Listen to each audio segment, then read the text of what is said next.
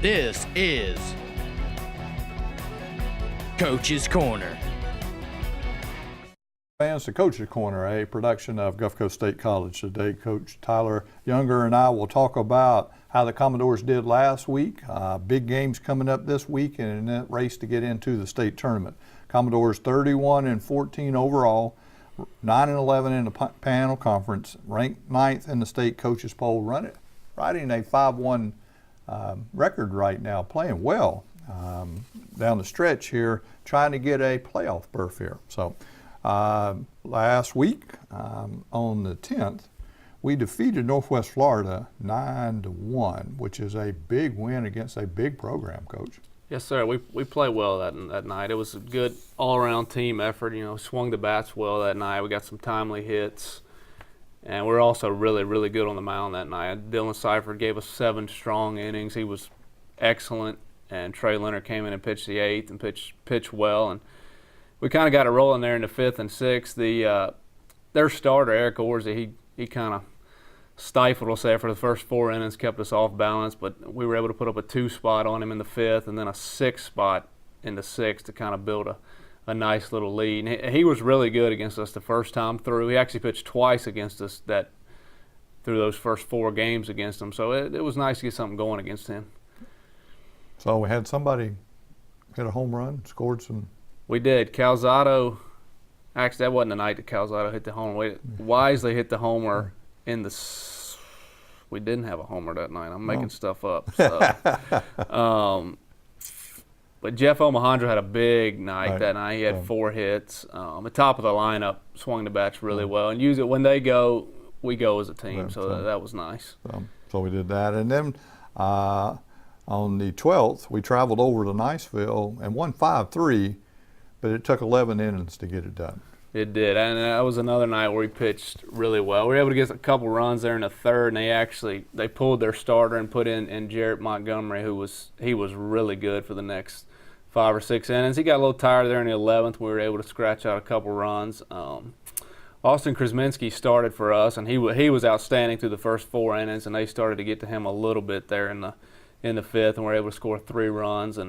But Greg Lukanen came in and was able to pitch really well throughout the next 6 innings or so and give us a chance to win.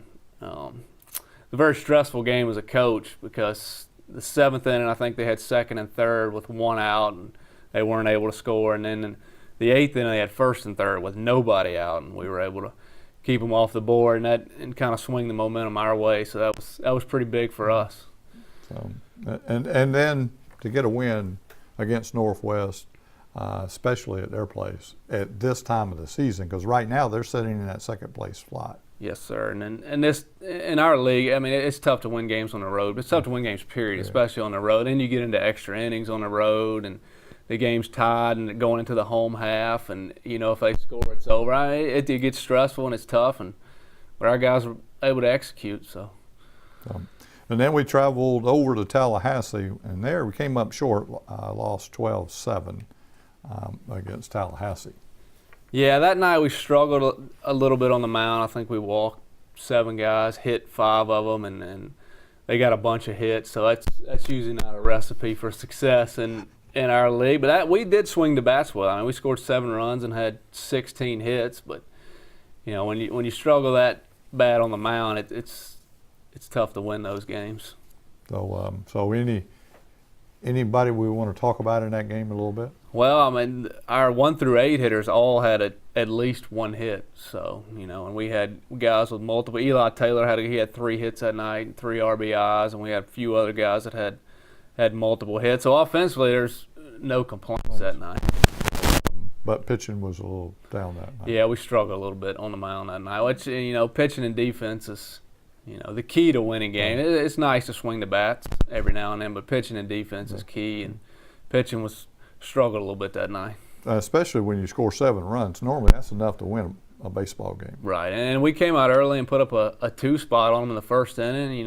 You got a little bit of momentum and you're feeling good, and then they come out and score 2 runs. And I think, they did score every single inning they batted, so that's also not a recipe for success. So, and then we had Tallahassee on Frazier Field on the 15th, and we won 4-2 in that game, though. So come back and picked up a win. We did, and as poorly as we pitched on Friday, we pitched, the opposite on Saturday. Alec Wisely was incredible that day. I think he had 10 strikeouts over a complete game, and he's been good for us all year. So, it was good to go out and have a good pitching performance, and we were able to score 4 runs early. We didn't get a whole lot going offensively the rest of the game. We kind of scattered some hits here and there, but 4 runs ended up being enough. So now we play on the 21st here on Frazier Field against Chipola. Chipola's already locked up a playoff berth, and we play them at 2 o'clock. What do we expect from Chipola?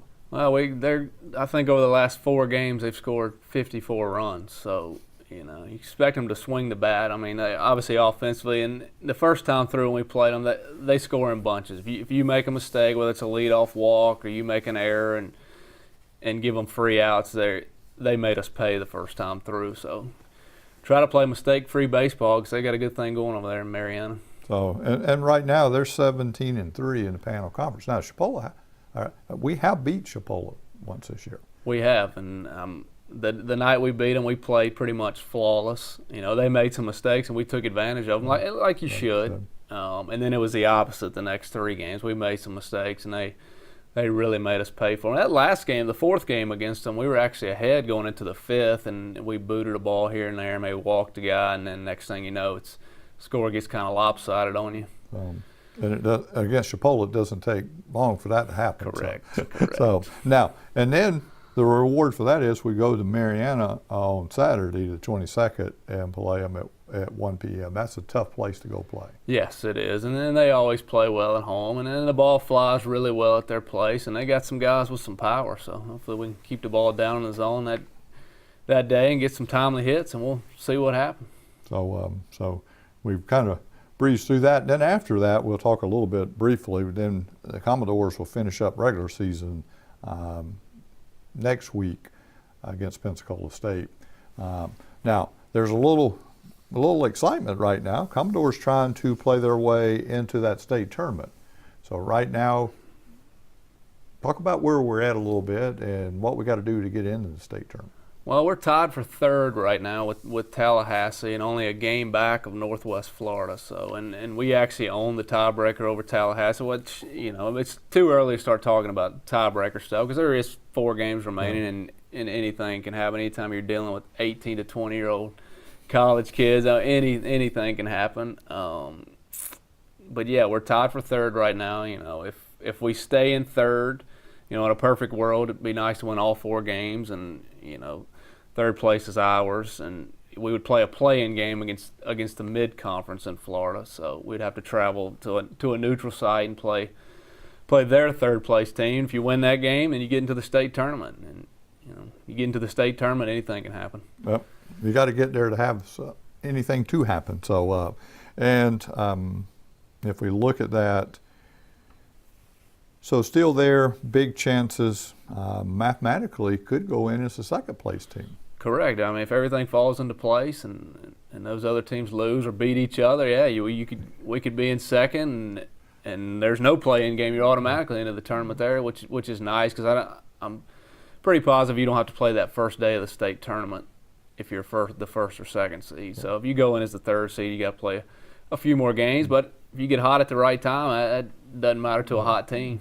And right now, the Commodores seem to be hot. 5-1, that's a pretty good record going down the stretch right now. So. Right. Go ahead. How healthy is all the players right now? Well, 2 guys that have been mainstays in our lineup are out right now. Jacquez Kuntz, who's been our leadoff guy for the majority of the year, actually the whole year when he's been healthy. And then Alec Aliwan, who was our cleanup hitter and has been our cleanup hitter for most of the year. He's out with an injury, and we're not real sure if we're going to get those 2 back. But guys have filled in for him and kind of stepped up. Like you said, we're 5-1 in the last 6 games, so guys have kind of stepped up, and it's a next man up type of deal. So getting some productivity out of those guys. And so, what's the pitching staff like? Pitching staff, health-wise, is good right now. We went through a little stretch there for about a month. We had a couple of our, top guys who've pitched, the best for us this year. We're banged up there for a little bit, but all those guys seem to be back now and pitching okay. And so now since we have a little bit of time here, and I guess I better keep this going to where we can keep up with where we're at. This is your first season at Gulf Coast. Yes, sir. So I came here I was at Bradley out in Peoria, Illinois last year. So definitely a climate change, a nice climate change. But I'm glad to be here. So Peoria, Illinois, Rome Towers is there. Yes, sir. Used to build towers there, and it's cold there. Very cold and windy. And windy also, I forgot about that. So what's it like to coach with Coach Candler and be part of Commodore Athletics now? It's good. I started at the end of September, and I really enjoyed my time. I really like working with Coach Candler. There's never a dull moment with that guy. So it's been good. I mean, he lets me work, and there's no micromanaging going on, any of that, and he lets me do my thing, and it's been good.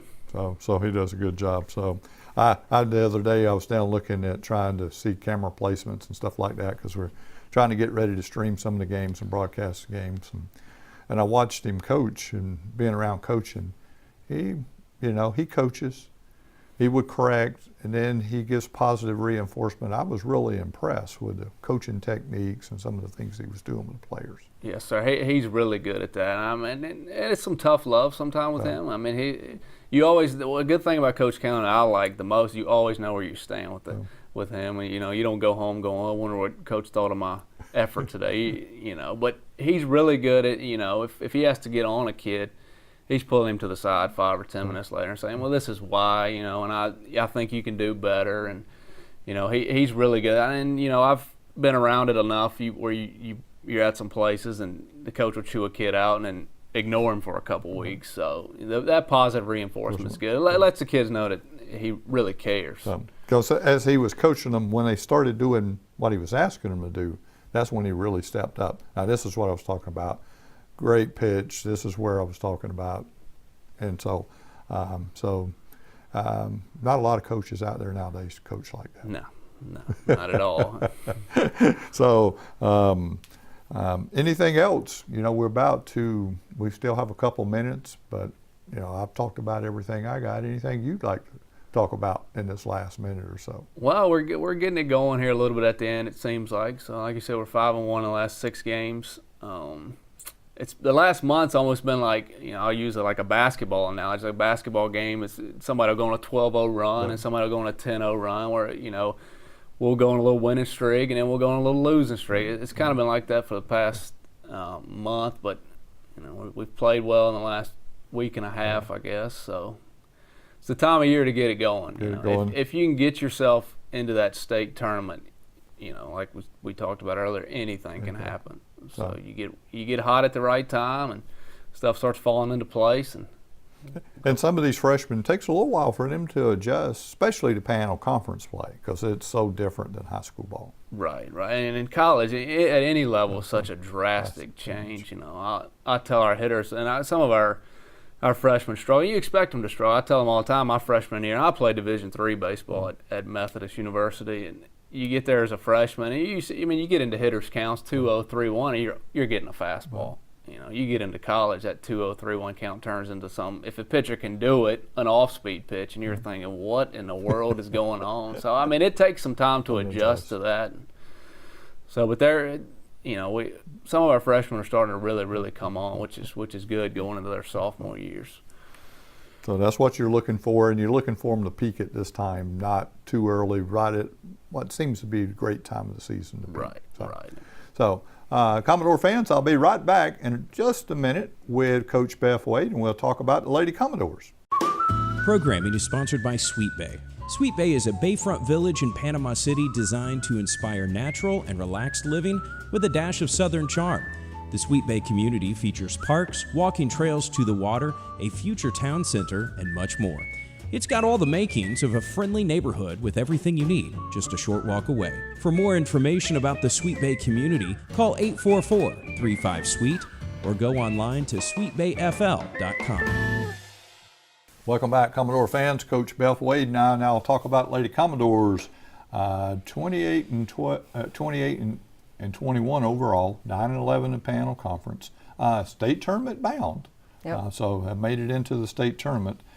So we're going to back way up till April the 8th. Went over to Tallahassee Community College and played one of these round robin things to where you play other panel conference teams on a neutral site. So, so we played. First game was against Chipola, lost 2-0. Yeah, we played. So this was our second round robin. This is a new thing we're kind of trying this year to get everybody a fifth round of games, basically. And this one was hosted by TCC. We played the first game of the day, the first two games of the day. First game was against Chipola. And we, I think, lost that game 2-0. Played well that day, or that game. We had no-hit Chipola into the fifth inning. Had given up a few walks, maybe a hit by pitch or two. So they'd had some base runners. We'd gotten out of a few jams early on through the first couple of innings. And then at the fifth inning, I think we hit a kid, and then they got a bunt single, and wound up giving up a ground ball hit in the 5-6 hole and scored 2 runs on it. And that was, so I think that game was a 2-hitter. Brittany Lee threw that game through the first 5 innings maybe, and I think Peyton Carpenter came in and finished it. But we threw well. We played good defense throughout the game. We just couldn't push any runs across. We had a few base runners. We actually led off the game with a double. Bailey Burke led off the game with a double and got her to third, and then 3 and 4 hole hitters just couldn't push the run across. But started out good, and then we held them just as for a few innings, and but couldn't get a run across, and wound up losing that one 2-0. A well played game, probably one of the better played games we've had, defensively and pitching wise all year against a good club. Game 2, we played Pensacola. Wound up losing that game in 9 innings. That game was back and forth the whole time. I think we jumped out with a lead. They came back and tied it. I think we both scored a run in the first. And then it was back and forth, and 3-3 in the ninth. Actually, we jumped up 3-2 in the 7th, and then they came back and tied it in the bottom of the 7th, and wound up going, I believe, 9 innings and gave up a home run in the 9th. Lost that game 5-3. Pensacola was fighting. They were fighting for their lives, trying to get that 4th place, ticket into state, and they were pretty scrappy, so they played a good game and wound up beating us 5-3, I believe. And then on Tuesday, we went to Northwest. We had four conference games left. We went to Northwest on Tuesday, played 2 ball games, lost 9-4, 9-1. Pitching wasn't the best that day, but we scrapped with them the first game, and then we couldn't hold them off the second game. So. In that first game, it looks like in the second, they scored 7. Yeah, and we had a rough inning. I think we gave up 7 runs in the second inning. And after that, it wasn't, we lost 9-4. So one bad inning will do it for you. You give up 7 in an inning, it's hard to fight back from that. And then 2 in the third, but then the Lady Commodores come back and scored 3 in the 4th. And yeah, we had base runners on that day. We just couldn't. I feel like we left a bunch of base runners on. Couldn't push them across. One of those days. So I think, they have 11 hits. We had 8 on the day, or on the game. But, doesn't count unless they cross home. So. And then, and going to Northwest Florida and playing at their place is a tough. Any road game is tough. Every road game in the conference is tough. It doesn't matter where you're playing. They're all tough. It's hard to win at Northwest. It's hard to win at Chipola. It's hard to win everywhere on the road. I think we split at Pensacola. We split at Tallahassee, and then lost the 2 at Northwest, and we split at Chipola. So, it's not easy to win on the road. And on the flip side at home, we swept Pensacola, we swept Tallahassee, we split with Northwest, and then Chipola beat us twice here. So, I think everybody wins more at home. So, and it should be that way. They're comfortable with it. In that game, we lost 9-1. They scored 1 in the first, 4 in the third, 2 in the fourth, and 2 in the fifth. Lady Commodore scored 1 in the fifth. In this second game, we played them at Northwest. Yeah, just couldn't get offense going that day. For whatever reason, it wasn't our day. I think it looks like we gave up 7 hits to Northwest in game 2. We scored 4. They threw the lefty that game. DC, she threw pretty well, and we couldn't figure her out enough to put many runs on the board. So, and then Thursday we went to Chipola, played 2 games over there. That was our final conference games before state. Game 1, Brittany Lee started that ball game. What was the score of that game? It was 9-1. So. 9-1. Brittany started that game. Peyton Carpenter, I believe, came in relief and pitched a few innings. The biggest thing that hurt us game 1 was errors. We had several errors on the infield on routine balls. So, I'm not really sure why that happened, but it happened. It really hurt us big time defensively that game. I thought we pitched well enough game 1 to win, but you got to play defense behind them. When you're getting routine ground balls, you got to make plays behind them. So I thought our pitchers threw well that day. Here's the stats. Well, theirs aren't in yet. Sam had 2 hits, 2 for 3 that game with an RBI. What else? Yeah, you can see we had 5 errors. 5 errors on the infield. That's not a good day. No. Game 1. They were, we regrouped in between games and were able to kind of bounce back and play again one of the more solid games that we've played all year. I think all around in game 2, and won that game 2-1 with the box score. And that's a big win because you picked up that win at Chipola at the end of the season, getting ready to go into the state. Yeah, tournament. I think that I think we know we can play with them. And Chipola's as good as anybody in the country. They've been ranked high, 1 or 2 all year. I think that was their 5th or 6th loss of the year. So, not a lot of people have been beating them, but I knew that we felt like we could play with them. I think they proved that to themselves on the previous Saturday at Tallahassee. And we just didn't come out and perform well game 1. And I was proud of how they regrouped for game 2, and they came out much more intense, much better mindset. I believe we actually were down in that ball game. Chipola scored 1 in the first, and we tied it up in the second, and then it went scoreless. It was 1-1 the rest of the way. And then we pushed 1 across in the 7th. I'm trying to remember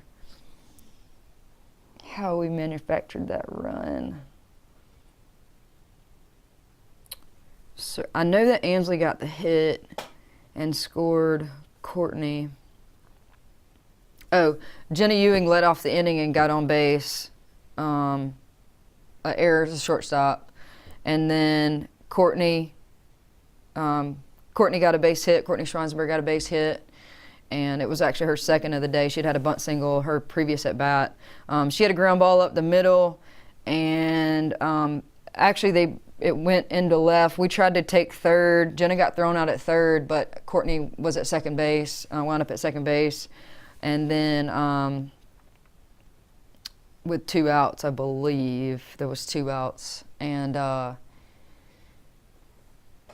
with Courtney on 2. And then Ansley Brown, another freshman, came up and got a single to left, and Courtney scored on that play. So that put us up 2-1. We actually had a runner thrown out at the plate in about the 4th inning that I'm not sure I agree with the call, but you got to take what they give you. So we felt like we were ready. You know, they were scratching and clawing. So we wound up scoring that run in the 7th. The bottom of the 7th, they led off with a triple, and a little questionable call at third base, but they led off with a triple, and then pitchers did a good job again. Christina Manti pitched the whole game. She threw 7 innings that game. She did a really good job keeping them off balance and hitting her spots. And that's what we've been trying to talk about all year. You know, if we can hit our locations and keep the ball in the middle of the plate, you know, we're okay. And she did a really good job, pitched the whole 7. So gave up the leadoff triple, got a fly ball to left field that they couldn't score, kind of an average shallow fly ball to left field. And then Gramp hit a ground ball, got her on a changeup, hit a ground ball to first base for the second out, and then we got a ground ball to short to end the game. So I thought that was a big deal, you know, just for our kids to be in that situation where you got a leadoff triple, this is the 7th, it's game on the line, and to be able to work out of it with no outs from a pitching standpoint and from a defensive standpoint, because that's the situations you're going to be in at State. And that's going to come up again, and you know, you want them in those situations and be successful in those situations so that they know that they can handle them when they come up again. So it was a good team win. Like I said, we played well defensively. We made a few changes on the infield. We switched it up a little bit, and you know, pitched well, hit well, hit good enough. We hit good enough, and they have good pitching. You know, I think their staff averages about a .5 team ERA, so they don't give up many earned runs on the year. So we hit good enough to push a couple runs across and played well otherwise. So Now we're getting ready to go to the state tournament. Excuse me. We play State College of Florida on Friday, April the 28th. To open up. They're ranked 8th in the state coaches poll. They're 29-21, 13-7 in their conference. So what do we know about them, Coach? not a lot. We haven't played them this year. Nobody in our conference has played them this year, so it's hard to judge, to get a feel of anything really, other than, you know, going off their stats, which on paper we're pretty comparable to them. I think the two clubs are pretty comparable. If you look at batting averages, team ERA, you know, power numbers, we're pretty similar teams from that standpoint. So you know, that's really all we have to go off of. Our records are similar. You know, you can look at a couple of teams that we've played that are the same, but they don't run a lot. Other than that, you know, we probably run a little more than they do, but other than that, I think we're pretty comparable. So we'll see. You know, state tournament's a whole different animal. You know, pressure's on. You got to play well when it counts, and you got 2 games or you're done. And you know, hopefully, with this little bit of a week and a half, 2-week break, we can try to get healthy. And you know, we've been banged up, battling some injuries all year within our pitching staff. All 3 of them have at times been out. You know, our shortstop's been out, our center fielder needs some time off. You know, everybody could use some time off. It's the end of the year, so hopefully we can get in a good place physically between the next 10 to 14 days and get ready to go on next Friday, the 28th, I believe, is when we open up on Friday at 1:30. 1:30. So we've talked through our time, Coach. Congratulations on the season. Congratulations on getting in the state tournament. And we wish you and the Lady Commodores well. Thank you. And for Coach Beth Wade, I'm James Baxley. Thanks for watching, Commodore fans, and we'll see you next time on the Commodore Sports Network. This has been Coach's Corner with your host, James Baxley.